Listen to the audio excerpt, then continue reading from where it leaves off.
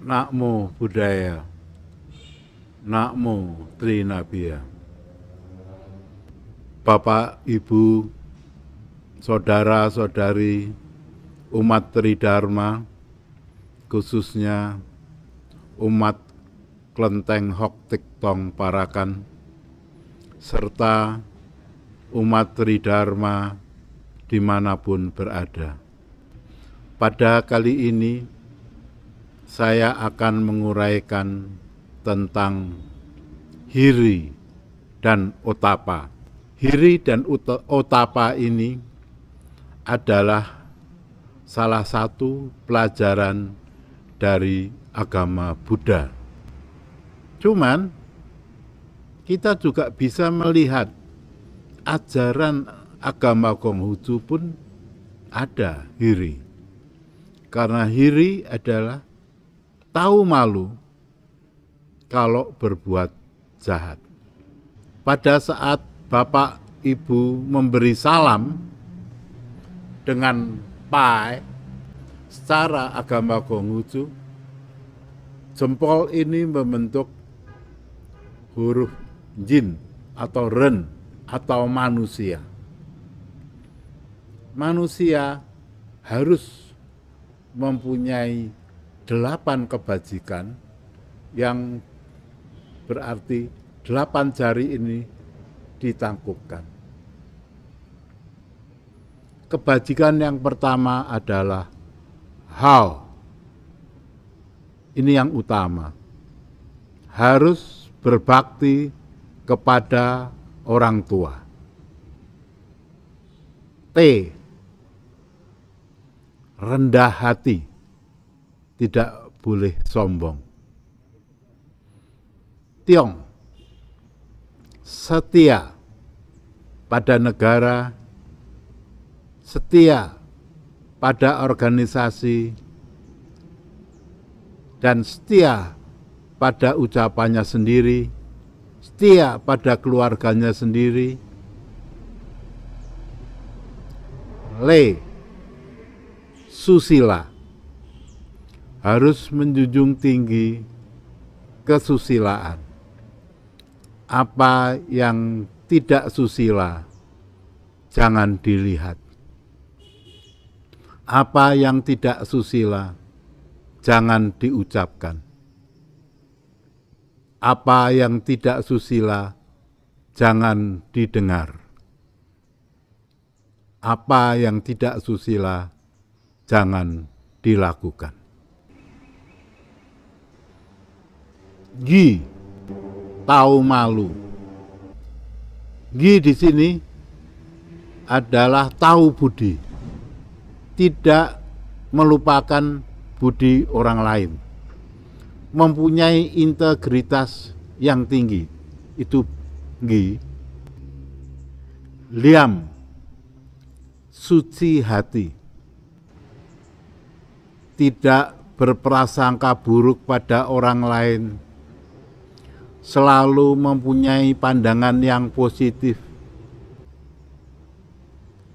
Di tahu malu. Jadi hao te tiong sin lenggi liam di. Ini yang disebut dengan 8 kebajikan. Sehingga kalau kita berdoa, kita taruh posisi pai di ulu hati, ini namanya sikap pao dai kek patek, 8 kebajikan didekap di ulu hati. Itu salah satu ajaran dari Nabi Agung kita, Konghucu. Kita sebagai umat kelenteng, di mana kelenteng adalah merupakan agama Buddha yang juga mempelajari Konfusianisme dan Taoisme. Dan kita kelenteng di bawah perlindungan Kementerian Agama, khususnya Direktur Jenderal Agama Buddha. Nah, dengan demikian kita wajib untuk mempelajari agama Buddha, Konghucu, dan Taoisme.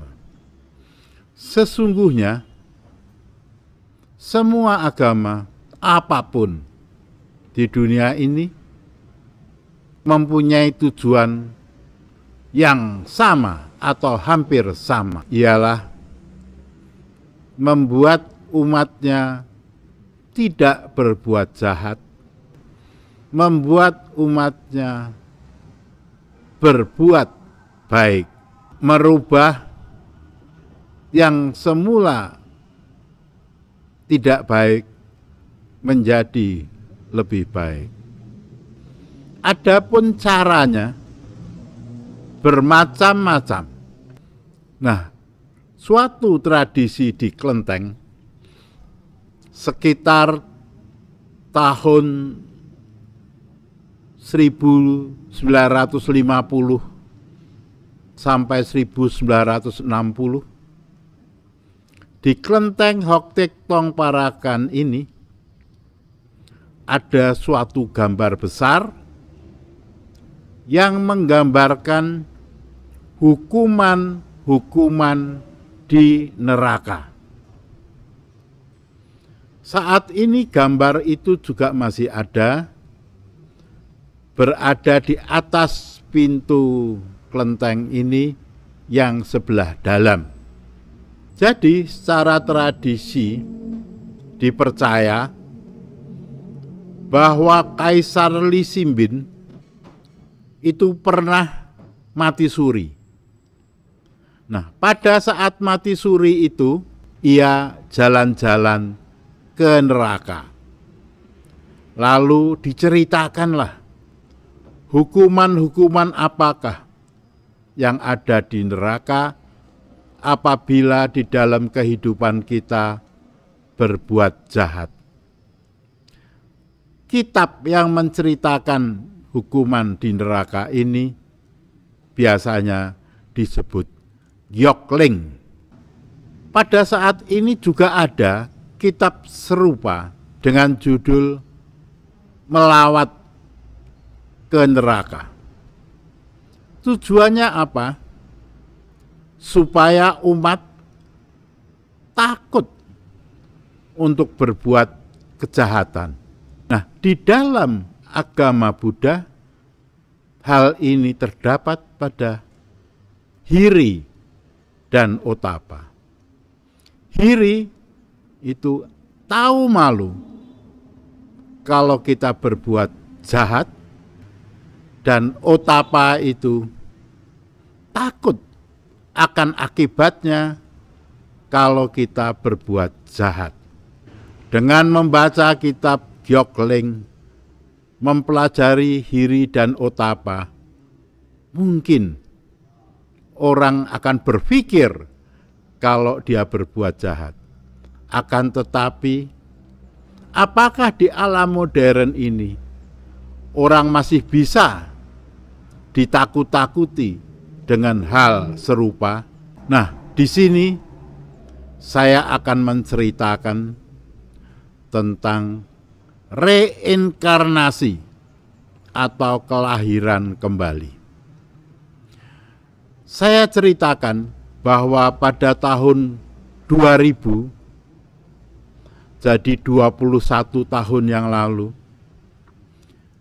di Amerika Serikat, di negara bagian Louisiana, ada seorang anak kecil bernama James.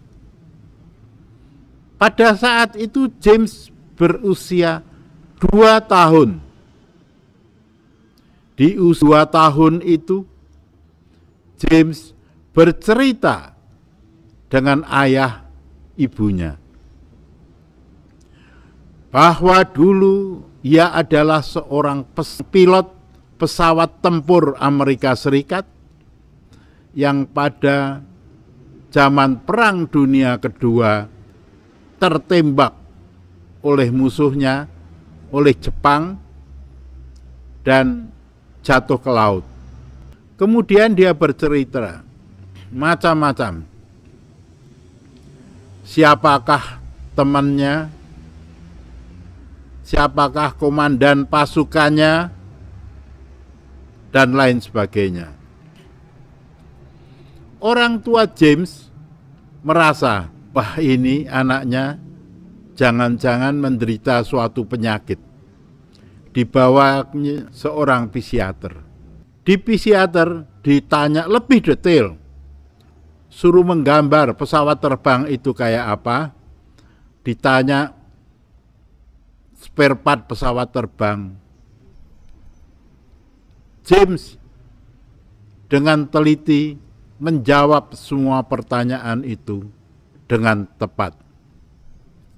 Kemudian ditanya lagi, di mana pesawat terbangnya mulai mendarat dan lain sebagainya. Semua disebutkan dengan tepat.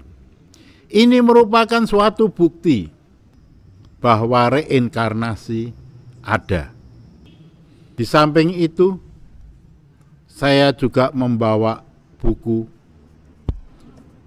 Judulnya adalah Many Lives, Many Master. Buku ini ditulis oleh Dr. Brian Weiss. Diceritakan di sini, Dr. Brian Weiss adalah seorang psikiater yang mengobati pasiennya dengan hipnoterapi. Salah satu pasiennya yang bernama Catherine menderita fobia, ketakutan pada tempat yang tinggi, kemudian suka tercekik, lehernya sulit menelan, dan lain sebagainya. Sudah periksa di mana-mana tidak bisa diobati. Dia kemudian ke Dr. Brian Weiss ini, kemudian diterapi dengan hipnoterapi. Jadi diulang masa kehidupan yang lalu. Cukup lama. Setiap 2 jam itu hanya bisa 2 masa kehidupan. Terus diterapi sampai berbulan-bulan. Akhirnya Catherine ini mengalami 86 kali kehidupan. Setelah dihipnotis 86 kali kehidupan ini, semua penyakitnya ini lenyap. Trauma-trauma masa lalu lenyap. Kemudian ada lagi satu kasus. Orang yang fobia terhadap benda yang runcing. Kalau melihat benda yang runcing, dia ketakutan, bahkan sampai pingsan. Dia kemudian berobat dengan hipnoterapi, kemudian dijelajah, sampai 2 masa kehidupan yang lalu, ternyata pada waktu itu dia hidup di suku primitif, dan pada suatu pertempuran dia ditombak oleh lawannya dari belakang sampai ujung tombak itu tembus di antara kedua belah matanya. Dan dia sempat melihat ujung tombak yang runcing itu selama 15 menit, kemudian wafat. Nah, trauma pada kehidupan masa lalu ini menyebabkan dia fobi pada benda yang runcing. Nah, 3 cerita itu sudah membuktikan bahwa adanya reinkarnasi, adanya kehidupan setelah kita wafat. Oleh karena itu, orang Tionghoa menyebutkan kematian itu adalah jutsi, awal, daur ulang kembali kehidupan ini. Di samping 3 hal itu, saya masih mempunyai dua buku lain. Yang satu adalah Ruang dan Waktu, yang satu adalah Ewang Me Sutang.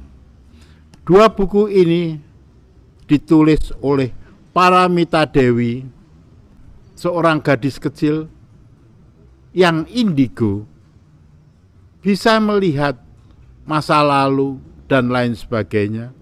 Di sini menceritakan dia dulu siapa, ayahnya siapa, ibunya siapa, pamannya siapa, dan lain sebagainya. Dan dia juga menceritakan bentuk-bentuk makhluk halus. Ada kerangka tulang tanpa daging, ada yang daging tanpa tulang, dan lain sebagainya. Bermacam-macam bentuk makhluk halus. Makhluk halus ternyata juga ada yang baik, namun ada juga yang jahat, seperti halnya manusia. Oleh karena itu, mau tidak mau, kita harus mempercayai reinkarnasi setelah meninggal. Dan reinkarnasi ini bisa berubah menjadi apa sesuai dengan karma yang kita lakukan di kehidupan ini. Karma itu adalah perbuatan. Kalau kita banyak berbuat baik, kita akan terlahir di alam yang lebih baik.